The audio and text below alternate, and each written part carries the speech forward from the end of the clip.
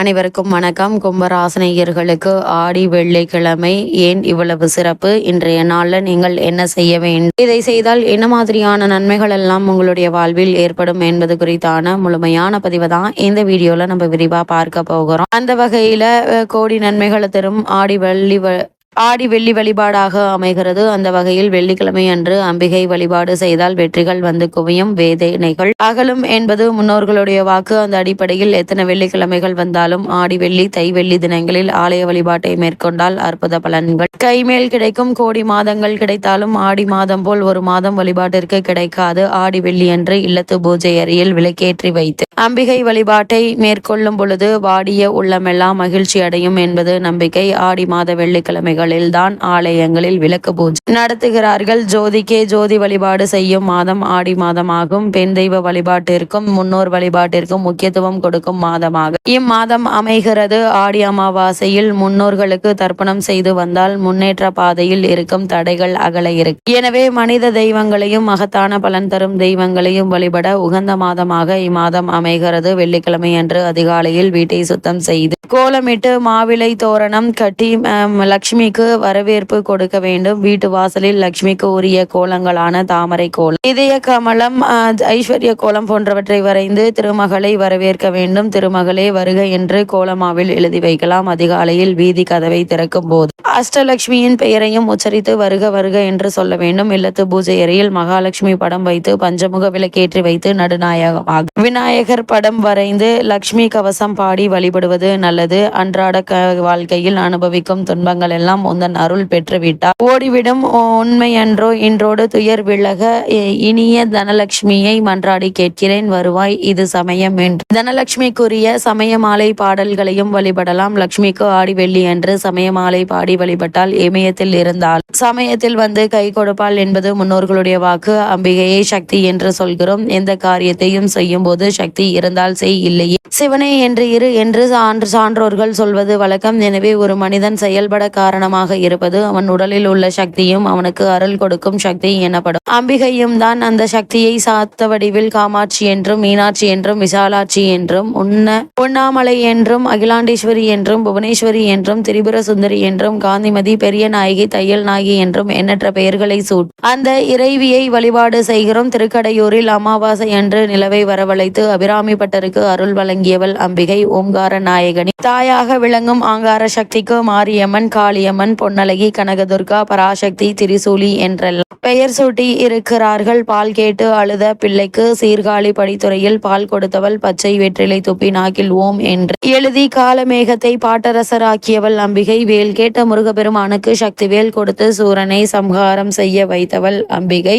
இந்த வழிபாட்டில் அப்படிப்பட்ட அம்பிகை நாம் முறையாக விரதம் இருந்து வழிபட்டு வர ஏற்ற நாள் தான் இந்த ஆடி வெள்ளி கிழமையாகும். இந்த ஆடி வெள்ளி கிழமையை பொறுத்தவரை அம்பிகையை வீட்டிற்கு வரவழைத்து நிரந்தரமாக அம்பிகையின் அருள் வீட்டில் நிலைத்திருக்க செய்வதற்கான வேண்டிக் கொள்ளும் திருநாளாகும். ஆடி மாதம் முழுவதும் அம்பிகை வழிபாடு செய்ய முடியாதவர்கள் கூட ஆடி வெள்ளியில் அம்பிகையை பூஜை செய்து வழிபட்டால் அளவில்லா நன்மை பெற முடியும் என கூறப்படுகிறது. ஆடி மாதத்தில் வரும் முக்கியமான வழிபாடுகளில் ஒன்று ஆடி வெள்ளி வழிபாடு. ஆடி மாதத்தின் அனைத்து வெள்ளிக்கிழமைகளிலும் அம்பிகையை வழிபட முடியாதவர்கள் கூட ஏதாவது ஒரு வெள்ளிக்கிழமையில் குறிப்பிட்ட வழிபாட்டினை செய்வதால் ஆடி மாதம் முழுவதும் அம்பிகையை வழிபட்ட பலனை பெற முடியும். இந்த கிழமைகளில் மிகவும் மங்களகரமான நாளாக கருதப்படுவது வெள்ளிக்கிழமை. இது மகாலட்சுமிக்கு உரிய நாளாக கருதப்படுகிறது. அனைத்து விதமான செல்வ நலன்களையும் அள்ளித்தரக்கூடிய நாள் வெள்ளிக்கிழமையாகும். பொதுவாகவே வெள்ளிக்கிழமைகளில் மாலை நேரங்களில் வீட்டில் விளக்கேற்றி வைத்து வழிபட்டால் வீட்டில் தெய்வீக அருள் நிறையும், நன்மைகள் அதிகரிக்கும். வெள்ளிக்கிழமை சுக்கிர பகவானுக்குரிய நாள் என்பதால் இந்த நாளில் சுக்கிரஹோரையில் செய்யப்படும் பரிகாரங்களும் அதன் பலன் தரக்கூடியவை. மற்ற மாதங்களில் வரக்கூடிய வெள்ளிக்கிழமையை விட ஆடி மாதத்தில் வரக்கூடிய வெள்ளிக்கிழமை மிகவும் சிறப்பு வாய்ந்ததாக கருதப்படுகிறது. வழக்கமாக ஆடி மாதத்தில் 4 வெள்ளிக்கிழமைகள் வருவது உண்டு. ஆனால் இந்த ஆண்டு மிகவும் சிறப்பாக 5 வெள்ளிக்கிழமைகள் வருகின்றன. முதல் ஆடி வெள்ளி ஜூலை 18, இரண்டாவது ஆடி வெள்ளி ஜூலை ஜூலை 25, 3வது ஆடி வெள்ளி ஆகஸ்ட் 1, 4வது ஆடி வெள்ளி ஆகஸ்ட் 8, 5வது ஆடி வெள்ளி ஆகஸ்ட் 15. ஒவ்வொரு ஆடி வெள்ளிக்கிழமையிலும் அம்பிகையை எப்படி வழிபட்டால் வேண்டியது கிடைக்கும் என்று பார்க்கும்போது, இந்த ஆடி முதல் வெள்ளிக்கிழமையை பொறுத்த வரைக்கும் ஜூலை 18ஆம் தேதி, அதாவது ஆடி மாதம் பிறந்த அடுத்த நாளே வருகிறது. இந்த நாளில் அம்பிகையை வீட்டிற்கு அழைத்து விளக்கு பூஜை செய்து வழிபடுவது மேலும் சிறப்பு. பெரும்பாலும் விளக்கு பூஜை என்றால் கோவில்களில் தான் நடத்துவார்கள். ஆனால் இதை வீடுகளிலும் எளிமையாக செய்து அம்பிகையின் அருளை பெறலாம். வீட்டில் உள்ள பெண்கள் சேர்ந்தும் தனியாகவும் விளக்கு பூஜை செய்து வழிபடலாம். விளக்கு பூஜை குத்துவிளக்கை பயன்படுத்தி செய்வது மிகவும் சிறப்பானது. காரணம், குத்துவிளக்கில் முப்பெரும் தேவர்களும் முப்பெரும் தேவியரும் வாசம் செய்வதாக ஐதீகம். அதாவது குத்துவிளக்கில் மேல் பாகமாக எண்ணெய் ஊற்றி திரியிடும் பகுதியில் சிவபெருமானும், நடுவில் உள்ள தண்டு பகுதியில் மகாவிஷ்ணுவும், அடியில் உள்ள பிரம்மதேவரும் தங்களின் தேவியர்களுடன் வாசம் செய்வதாக ஐதீகம்.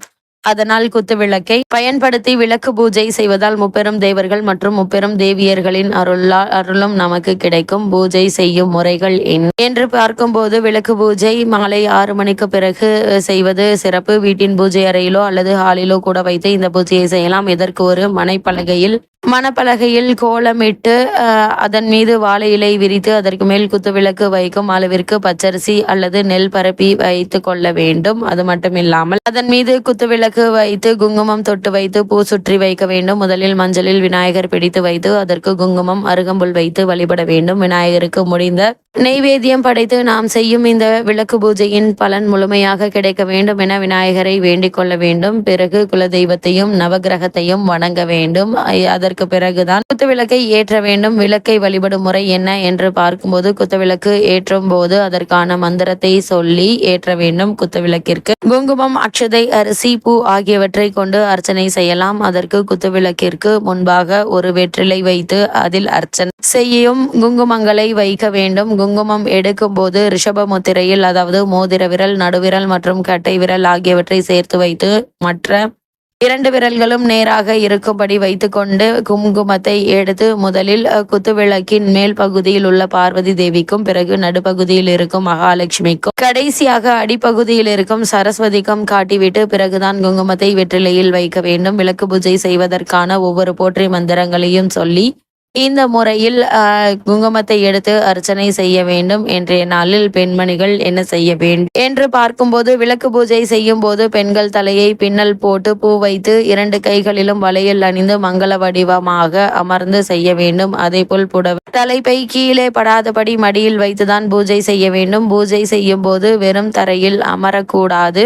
ஏதாவது விரிப்பு விரித்து அதன் மீது அமர்ந்துதான் பூஜை செய்ய வேண்டும். விளக்கு பூஜை நிறைவடைந்த பிறகு அம்மனுக்கு படைத்த மங்கள பொருட்களை ஏதாவது சுமங்கலிக்கு கொடுத்து அவர்களை அம்பிகையாக பாவித்து அவர்களிடம் ஆசி வழங்கலாம். வீட்டிற்கு வரும் சுமங்கலிகளுக்கு மங்கள பொருட்கள் கொடுத்து உணவு அளித்து உபசரிக்கலாம். இப்படி வழிபடுவதால் அம்மனின் அருளால் நாம் வேண்டியது கிடைக்கும். எப்போதும் வீட்டில் செல்வமும் மங்களமும் நிறைந்திருக்கும். அது மட்டுமில்லாமல் குடும்ப பிரச்சனைகள் அகலும், திருமண யோகம் கைகூடும், அனைத்து நண்பர்களும் அடுக்கடுக்காக நமக்கு வந்து சேரும். நிறைந்திருக்கும். அது மட்டுமில்லாமல் குடும்ப பிரச்சனைகள் அகலும், திருமண யோகம் கைகூடும், அனைத்து நண்பர்களும் அடுக்கடுக்காக நமக்கு வந்து சேரும்.